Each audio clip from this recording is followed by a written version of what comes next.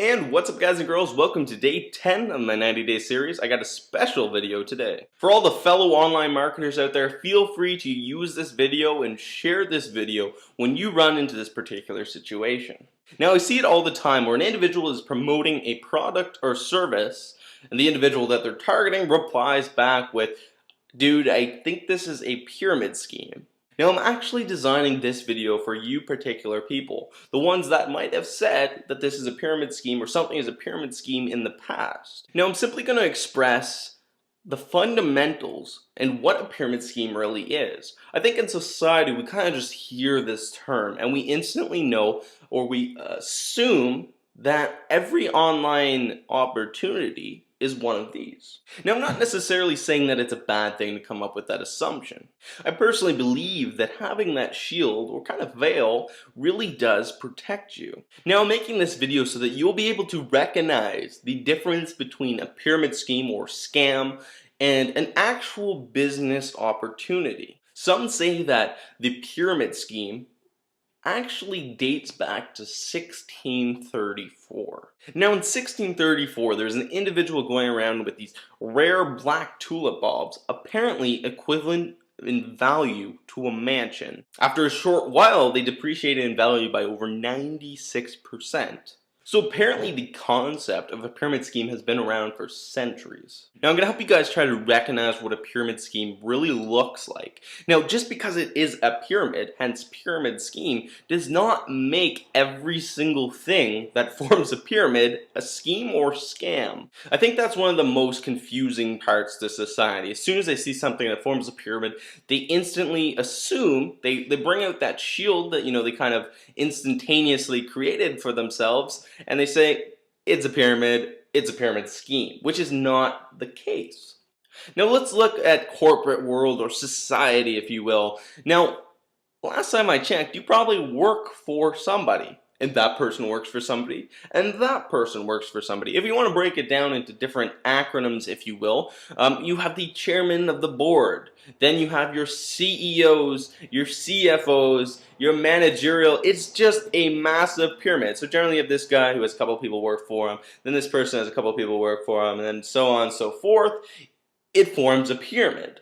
Now it's generally the top 3% in society that really make the big bucks, and the employees generally just make enough, if their job just over broke, to kind of get through life. Now let's look at how a pyramid scheme really functions. A pyramid scheme technically starts with one person, and he is on the top. He is at the apex of the pyramid. Now this person is going to recruit a second individual or an investor, if you will, let's say with $10 or something, to get technically nothing. Now in order for that second person to actually make money, because technically they've already paid their $10, they're going to have to recruit their own person to pay $10 to them, and then in order for him to make even more money, he'll have to recruit $10 again in order to break even. Now the people that guy just recruited, they're going to have to do the exact same thing and recruit people, get investors to bring in $10, and that's how you get this little point, and it just spreads out, and eventually it breaks. Now here's the thing. There's technically no wealth being created except for the guy on top. There's no actual product being sold, which technically means that there's no investment being made and no service or product being provided, so it just makes no sense. Now before I discuss being able to identify an opportunity, let's talk about the Ponzi scheme. Now the Ponzi scheme is named after Charles Ponzi in 1919 to 1920. Make note that a Ponzi scheme does not necessarily have to form a pyramid. In a Ponzi scheme, there's technically one person. Now this person's going to go around and look for investors' money. Now he may or may not tell you your return or your ROI, return on investment.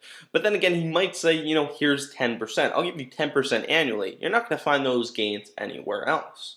Now investors will absolutely love an ROI like that. And the thing is, they're actually going to receive that. Now where's this individual getting his money? What he's going to do is he's going to go out to another business and he's going to say, invest with me, I'll promise you 10% annually. He's technically taking the second investor's money, cycling 10% of that annually over to the first guy, and he continues like that. Now that you guys kind of have a bit of an understanding of what a pyramid scheme and a Ponzi scheme looks like, let's look at MLM, which is multi-level marketing. So Ponzi schemes and pyramid schemes are technically illegal, and they're illegal for a reason. MLM is legal, and this is the opportunity that you should be looking at and kind of identifying. MLM is just a different marketing function for a company, essentially. It's very similar to the idea of Future Shop. I think it's Future Shop or Best Buy. One of them is commission based. What this means is if somebody takes the initiative and gets a sale, they're going to earn a commission or a small percentage of the value of that particular product. Now the thing about multi-level marketing is that there's an actual product or service with value. Now it's really important for you guys and girls to be able to identify that this product or service has value. And not just value, as from a business perspective, but is it something that the consumer would purchase on emotional impulse and not necessarily come into it just for a business perspective or cycling of money. So the question you really need to ask yourself is, can you profit from the sales of the product or service and not necessarily have recruits or more salespeople below you? Can you stick to just selling the product to the consumer if you choose? Now, I've been in network marketing for about a year now, and for the longest time, my family and my girlfriend especially has been very skeptic of this pyramid scheme.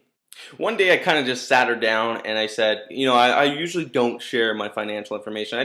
I clicked one of my sites and she's like, that is a lot of money.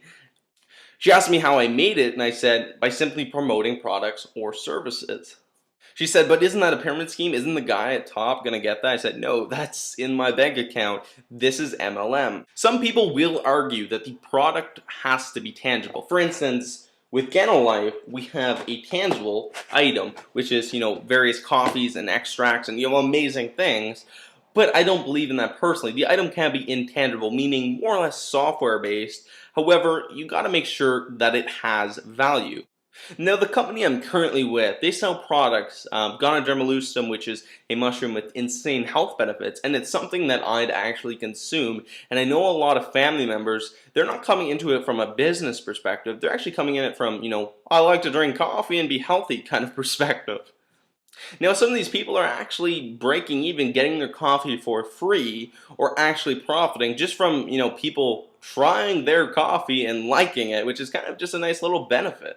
It's really up to you whether you want to get into multi-level marketing from a business perspective or just try the products because they are technically businesses. I really hope that this video helped clarify a few things and that you're not going to be as confused with pyramid schemes and Ponzi schemes and MLM, because there are opportunities out there. If you have any questions, feel free to contact me down below on my YouTube channel in the comments section. If you know anybody that might have used the terminology a pyramid scheme in the past and you don't think they've truly understood what it was, feel free to share this video. It would help me a lot because I'm just trying to explain that, because I commonly ask people that might state that something is a pyramid scheme. I say, what is it? About 99% of the time, they have no clue, and it's just that little thing in their head that they've heard in the past, and historically it was existent and it's still existent, but people just don't know how to identify it. Alright guys, there's 80 days left to this series. I hope you enjoyed this video. I'm going to have a couple of videos of, just some checks I'm getting from GanoLife actually. I will never reveal how much money I make. I'm just not one of those financial show-off kind of people. I never will be. Even in high school, I would get like 100% on something, and I'd just tell somebody I did very bad. It's just because I like to, up myself, like that kind of deal. Like a pyramid! Anyway, guys and girls, like it if you like it, dislike it. I'll see you guys tomorrow. Peace.